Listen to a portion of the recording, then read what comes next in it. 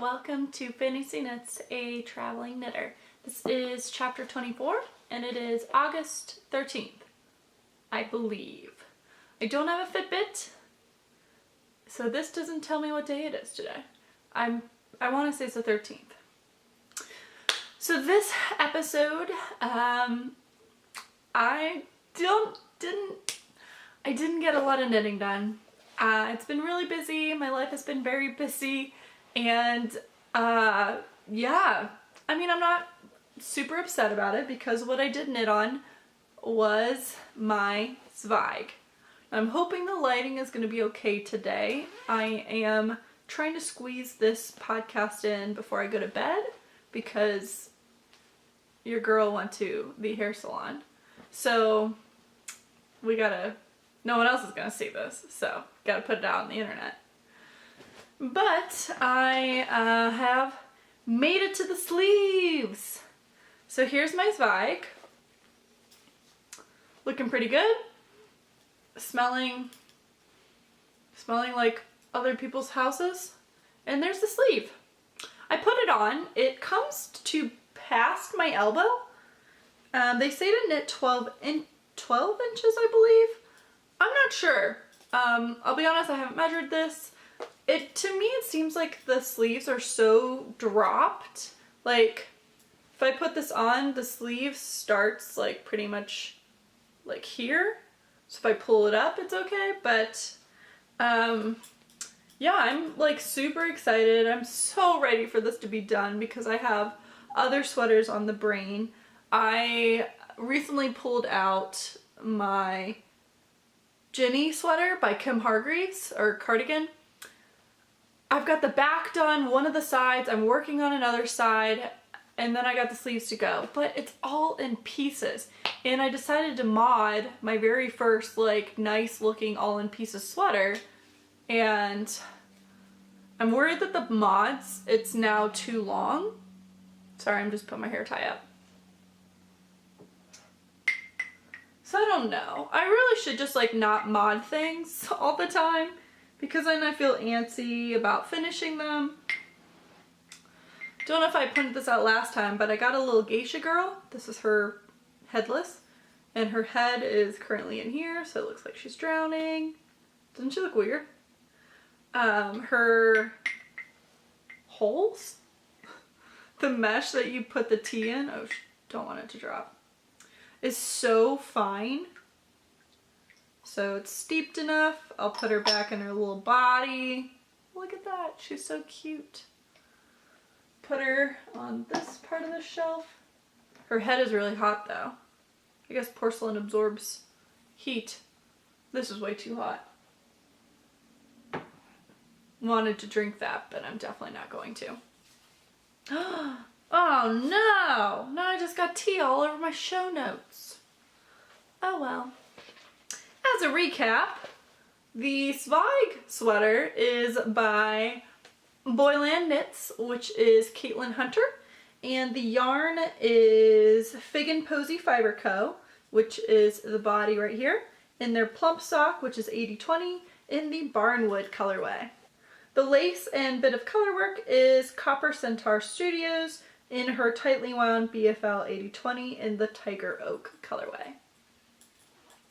I am currently knitting them on the size 5s. These are my Knitter's Pride Royale, or Royals, and it's a circular needle set. I enjoy them. Are they the best? No. The joins are getting worse as I use them more, but that's okay. My stitch marker is an earring. If you ever used to purchase from Leah Sophia, I loved them. Now I don't like them, but I bought this earring off of eBay actually. I went on a thing where I was like buying Leah Sophia stuff on eBay. But I purchased it. I think I wore it once and lost the earring almost immediately. Like I don't remember a time actually having both earrings, so I lost it real quick. So I just use it as a stitch marker. It's actually, it's keeping my rounds, so you've got an 8 8 repeat round. And so you've got your 8 repeats. So I just moved the stitch marker from the beginning of the round, letting me know what part of the repeat I'm on. So right now I am about to start the third round. So I just moved my marker over to have 3 stitches on the right side. That way I don't have to count all the time or write it down and all. This is going so much faster when I do it that way. I'm knitting I guess I never said what size I'm knitting. I am knitting the size small, which is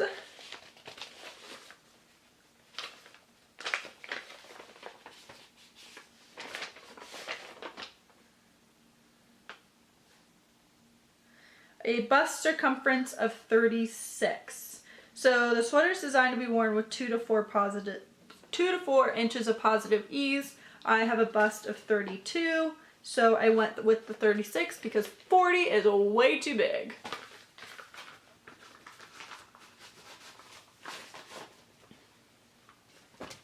That is pretty much my current quest. I did not work at all on my Tokurao shawl. I put like 10 stitches into my blanket because I was in the middle of a row when I showed it to my mom. So I finished it. So that doesn't really count. I'm not going to show it to you. It looks so nice though. I did actually finish winding up the skeins, so that's something. But yeah, I'm going to leave it at that for current quests. Now, we move to On the Horizon because as you notice, I had no finished quests. I really hope that my Zweig will be done for the next one. I think it will. I'm making pretty good headway with it. So for On the Horizon, I actually kind of combine with Smaug's Trove. I plan to knit the Hoki Locatelli 3-color cashmere cowl, and I'm going to knit it in this beauty right here. So this is Sun Valley Fibers, and they had these kits. Ugh, why do you never focus? It focuses better when I have better lighting. So Sun Valley Fibers, it is the 3-color cashmere cowl kit, and it is in the colors Cheeky, Smoke Signal, and Kent.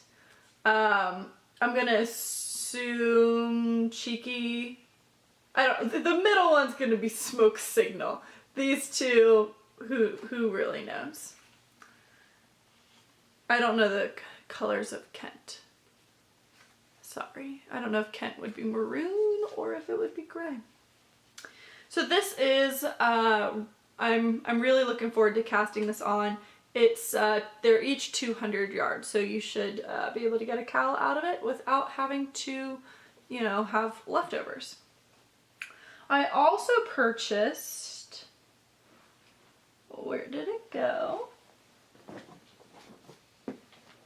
There it is. I also purchased a skein of Honey Girl Farms in their Aria Start colorway in Pure Aran, which is 100% superwash merino. I kept picking it up. I picked it up in fingering, and then I thought, you know, I should make a hat. So I'm hoping one skein of Aran or worsted is going to be enough, and if not, I will just couple it with some brown that I have. I've never read Game of Thrones. Now, I am a huge fantasy freak. I love giant fantasy books, but Game of Thrones got so popular in the TV show, and I just don't want to read it. I want to read it, but I don't like the hype that surrounds it. I might have mentioned I didn't read Hunger Games when it first came out, especially when it got so hyped. I read Hunger Games, I think, when the second movie was coming out. I want to say it was the second. Because then I saw the 2/3 in theaters because I was so excited for it. But yeah, I watched the first movie my senior year in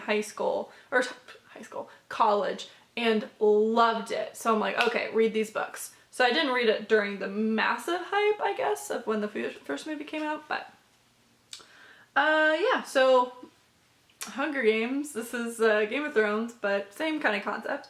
I'm really liking it. So it's a nudish base with a lot of browns, some green, almost mint. The fingering made it look more mint, and it's got speckles, or maybe it's broken, of a rust red.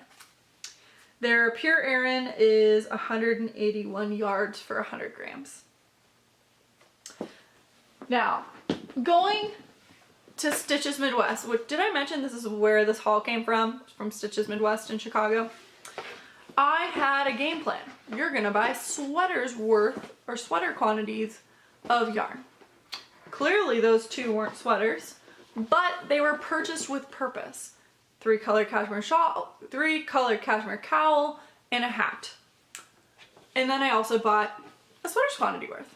And it was pretty discounted. So it is Mountaintop, which is by Classic Elite Yarns, and the Vista, which is 50% alpaca, 50% wool, and it is about 100 yards for 50 grams. So I think I purchased 10, and the plan for these is a sweater in this book that I got at the library, which is called Plain and Simple, 11 Knits to Wear Every Day, and it's from, or designed with, Quince & Co. I love the designs in here. I'm tempted to buy this book. But the sweater I plan to make is called Willow, and it looks like this.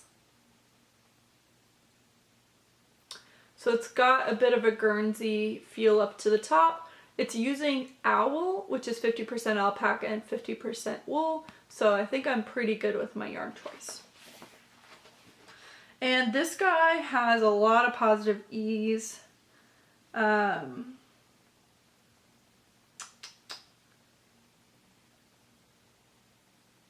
Okay, yeah, so this girl is a 32-inch bust, 5'10", tall model, and they knit the 48.5 bust circumference, which is 16.5 inches of positive ease.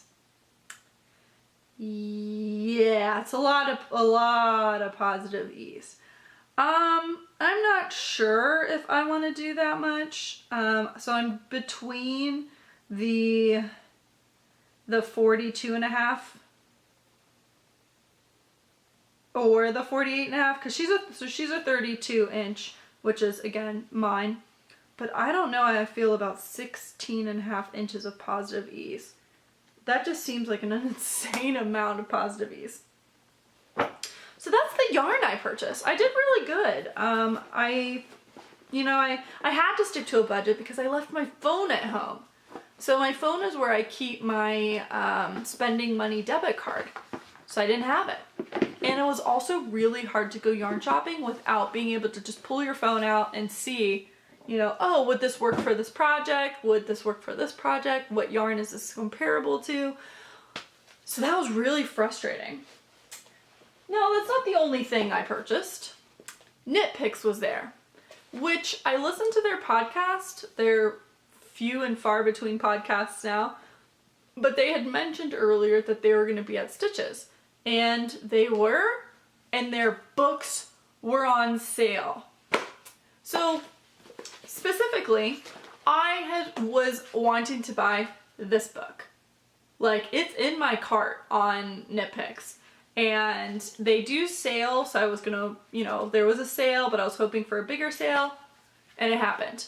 So this book is normally $30. I would never pay $30 for this because I know it's going down in price. Is it worth $30? Yeah, absolutely. I love the patterns in this, but it's always on sale for $20.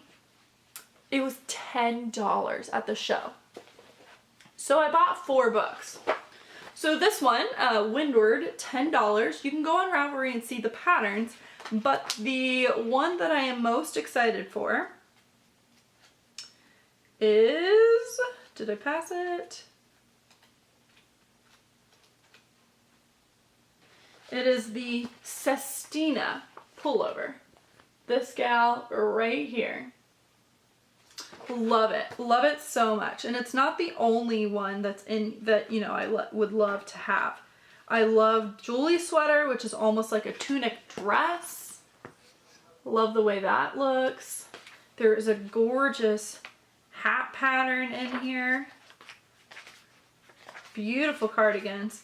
The instructions seem very daunting. There are many, many pages of written instructions. I'm hoping it's just the written form of the charts. But when you look at the hat is not written out. It is just a chart. Same with the shawl.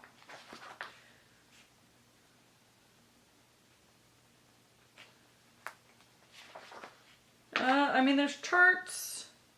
I'm not sure. It definitely makes me nervous if there's a lot of words and a chart. So this was the book I had to get, and I was so pleased. Then the other $10 book I purchased was Splendid Souls. So this one is a sock pattern book, and there's 16 sock patterns. So how can you say no to that? And the sock patterns are beautiful. I flipped through it briefly because there were 4 sock books, and this is the one I ended up on because for the value, this one was the best. There was another one that was $10 and it had 12 patterns in it. So let me just see if there's one that particularly catches my eye.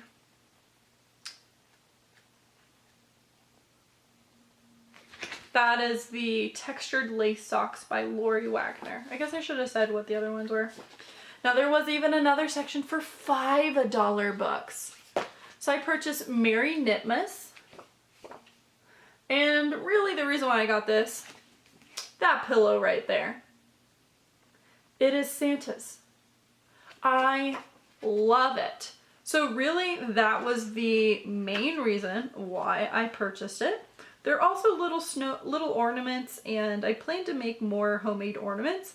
Also, yes, I plan to make this for some of my coworkers.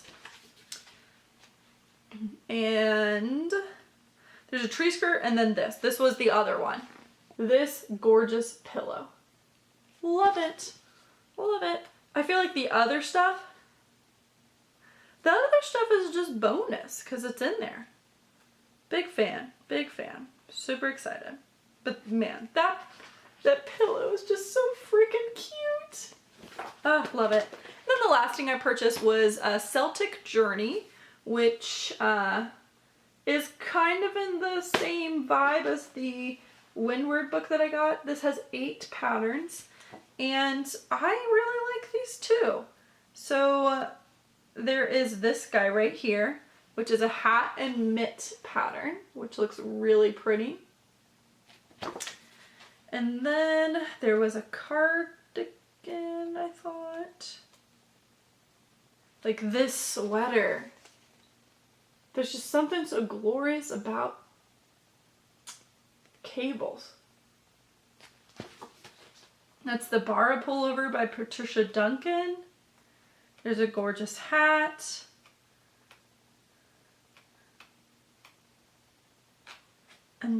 This cardigan.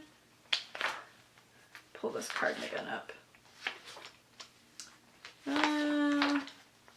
She's so far away.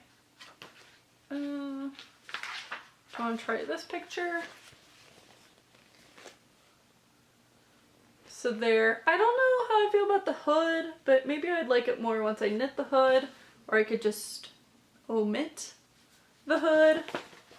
But yeah, I mean, these two are 30, 30, 30, and 15. So $105 for 30. And I also got some pins. I'm not too crazy with pins, but I do enjoy getting a couple of them. There's a little cute kitty one. Alright, so that was my haul that I got at Stitches Midwest.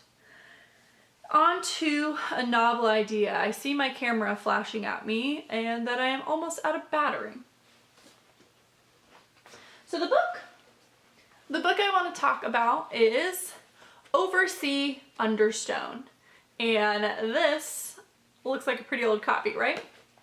So the original copyright, I want to say, is 1965. When you go on Goodreads, Goodreads shows you the most popular edition, and that edition is when it actually came out. So it doesn't tell you what the original publication date is, which I think Goodreads should change, because I don't know when it originally came out. So this is the Scholastic edition from the 80s, 1989, which is why I believe this it did come out in 65. Is that what I said? Yeah. And it's Oversea Understone by Suzanne Cooper. And this is part of the Dark is Rising sequence. It's 5 books. 2 of them are surrounding these 3 characters, and then 3 of them surround another character, a boy. And I want to say that maybe the 5th one they all meet. I read this, I think I was in middle school or even elementary school. And I loved the series. I want to say I didn't even finish the series, or I did, but I don't remember. But anyway, this is the first book. The second one is called Dark is Rising. The second is a Newbery Award nominee, and then the 4th one I believe won the Newbery Award. And so, what I always say that. These books, they're middle grade, or even, no, I'd keep it at middle grade, fantasy novels where it's a little bit like Arthurian, so they find the Holy Grail in this book. And it's not the best book ever written, but it's so nostalgic. Not in the sense that I read it before, but for the writing form. Everything is so simple. The sentences are simple. There's descriptions are pretty simple. The characters are so innocent. It's 2 brothers and a sister. There are definitely like norms of the time in here. So like the 2 boys are willing to go in the cave. The girl does not want to go into the cave. The boys want to go on the boat. The girl does not want to go on the boat. So little things like that were very, like if one character was going to be afraid, you knew it was going to be the sister, and the sister was not the youngest. They never like, Susan doesn't go and say, this person is this age, this person is this age. So at the beginning of the book, I had a guess of who was the youngest and who was the oldest, but it wasn't confirmed until later on when there was little suggestions where he was like, well, I'm the oldest, so I do this. And things like that. Or Jane's the daughter. Jane's the girl. And she talks to her brother and they go, well, worry about Barney because he's the shortest. So you assume Barney's the youngest. So in the beginning, it's just 2 boys and a girl, and you're like, I don't know what age they are. No clue. So it was just really nostalgic to read. And I mean, I feel like the font is very old typewriter-esque. The pages are yellow. It was an enjoyable read. I can't wait to move on to the second book, and ultimately I can't wait to finish the series. But if you're looking for a simple, no drama, no love interests, classic, middle grade, I don't think middle grade was like a thing back then, so it's just like a children's book, I'd go with this one. It's pretty good. So the last section, real quick, is Life as I See It, or whatever the heck I named this silly section. But I have a list of some of the stuff I want to talk about. It's not too much, it's just more so to get the hair out of my mouth, to remember. Stitches Midwest. So my friend and I, we drove up to Stitches Midwest in Chicago. I feel like I've mentioned this many times. My parents live on the outside of Chicago, so Stitches Midwest is not even half an hour away. And there was another Indian wedding. The last year I went to Stitches Midwest, there was an Indian wedding. And sure enough, we pulled the car up and I'm like, oh my God, there's a horse. So we walk up as the Indian wedding procession is happening. I guess that's the time to have an Indian wedding. An Indian wedding in the morning on a Saturday in August. Stitches Midwest was lovely, like normal. I feel like a lot more tables this time and a lot more people at those tables than last year. I saw a lot of people knitting, whereas the last time I didn't really see it or notice it. So I think the presence was definitely higher. We saw a lot of people from last year, and we saw people that hadn't been there, and we're looking for people that ended up not being there. So it was nice. There's a bit of a rotation there. We went to the same donut place as we did the last time. I left my phone at home, so that made shopping for yarn a little bit difficult. But ultimately had a good time. I stayed on budget because I didn't have my debit cards or credit cards. I only had the cash that I had brought with me. The road or ride back home was not pleasant. We hit so many accidents. So typically it's a 5.5 hour drive, but I almost never make it in 5.5 hours. There's always traffic. There's always a car accident.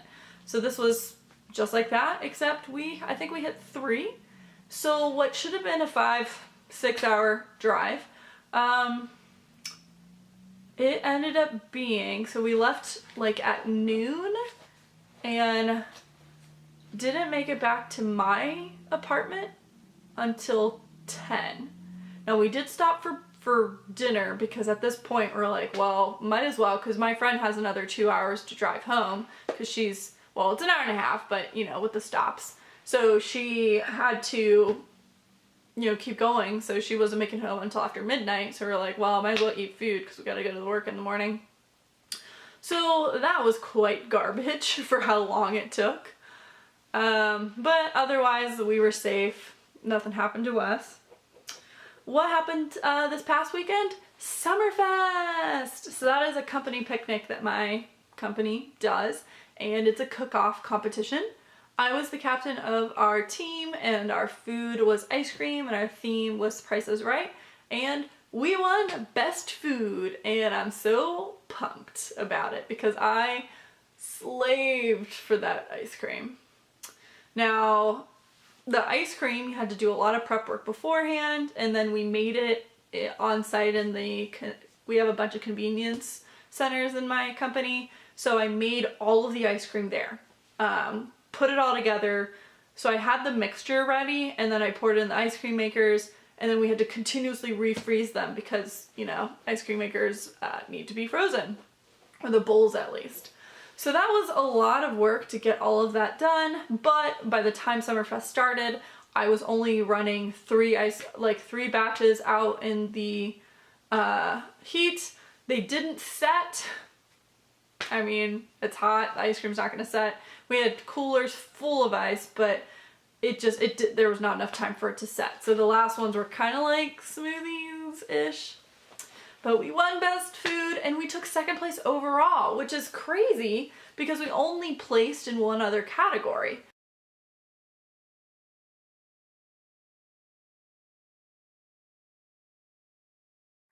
Good morning!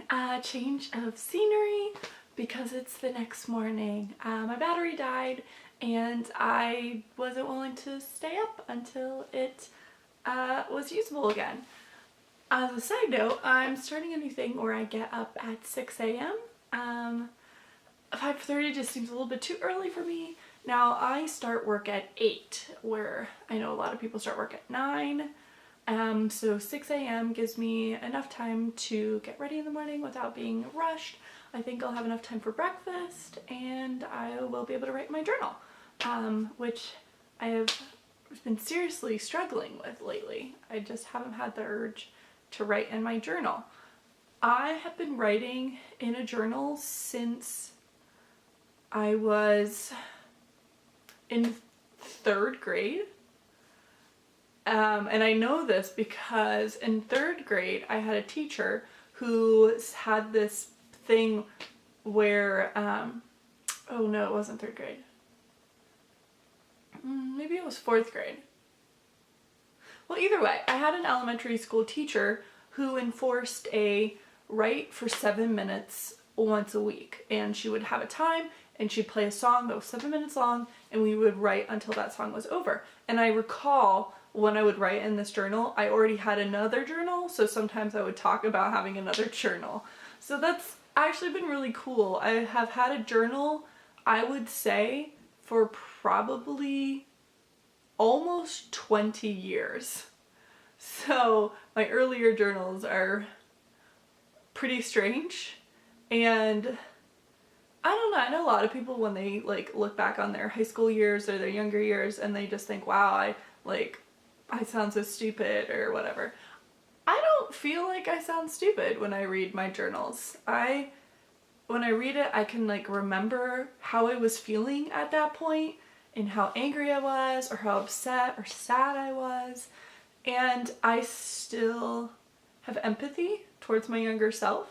Now there are certain things where I'm like, okay, calm down, but for the most part, I think I'm definitely not like a super emotional person. I'm definitely very loud and happy and chipper. I get chipper a lot. But when it comes to like extreme emotions of anger or sadness, it doesn't come out. It doesn't come out. So I'm like a dog who doesn't wag his tail a lot. Okay, so where I was at last night before the battery died was I was talking about Summerfest and how I can't wait to see the results because I'm not really sure how we took 2nd place. I believe our food category, we must have gotten a lot of points for the food, which was something I slaved over. It took so long, and we did 3 test runs of our ice cream before we picked the one that we ended up doing. So at Summerfest, it is my company picnic, and it's a pretty big deal. You've got, like I said, the cook-off competition. You have to make everything on site. So you can offer other things, but your judged ingredient or judged food needs to be made on site. I double check. So with ice cream, there's a lot of like chill for 8 hours or chill for overnight. And there's just literally not enough. There's not enough time to be able to do that. So I had asked if I could prep the ingredients beforehand and then actually make the ice cream on site. So like put it all together, churn it, freeze it, all of that. And they had said we are good to go. Now I've heard some people complain that we did it that way, but in the rules, nowhere does it say do you have to make it inside your tent. It says on site. So we use the convenience centers because there's a freezer there, and there was like a table and there was a sink to be able to wash the stuff and reuse them because we made 12 batches. So we needed that freezer to keep the ice cream bowls cold to be able to reuse them. Otherwise, we would have been 1 batch and that was it. So yeah, did that, and there was like a zip line, there was a casino area where you could play casino games, there was a beer truck. There's always a beer truck. My company is very fond of beer, so I'm surprised it didn't run out. The first 2 years that I went, the beer truck ran out. But I think it was because of the weather. It was very iffy with the weather, and I think a lot of people didn't show up because of that. But still, we ran out of spoons, and we had maybe 10 cups left, and I purchased over 300. So that's how many people ate our ice cream. It was pretty good if I do say so myself. I have 1 container left. I'm bringing it into work today because my boss never got to try it. So my parents came to Summerfest. I think they had a good time. I don't know how much good time you can have when you go somewhere where you don't know anybody, but someone I knew, I want to say it was, well, I'm not going to say their name. Why? You don't know who this person is, but I'm pretty sure I know who checked my parents in. So you had to go get a name tag to check in, and then you got little tickets to vote. I believe I know who that person was, and so they acknowledged who I was in relation to my parents. So maybe, I think maybe I liked it. I don't know. So yeah, that was Summerfest. Oh, we have a whole year until it happens again, and my team is already thinking about ideas. I am too. I thought it'd be really cool to do smoothies. Most everyone in my company are in the cook-off. They do barbecue, so they have some sort of meat. And I didn't want to do meat. I wanted to do something else, so I thought of ice cream. And we got a lot of comments saying that that was unique, because every single person served, well, not every single person, but almost every single team served some form of meat. There are a lot of vegetarians out there in our company, so we also had some gluten people. No offense, but I'm sorry, my ice cream had shortbread in it. That was a winning factor, and I don't know, sorry, it's got gluten in it, I guess. But it was only 2 people. So yeah, I believe that's like basically all I wanted to talk about. Let's consult the notes here. Yeah. The only other thing was the fact that I'm gonna do early morning wake-ups to be able to accomplish some things in the morning, and I already talked about that. Yeah, so my hair looks still pretty good the next morning, so it'll be good like that, and then I'll see if I can keep it lasting just a little bit longer by putting it up tomorrow. But I guess that's all I have, and I'm gonna head to work in about half an hour. So everyone have a good life. I'll see you guys later. Bye.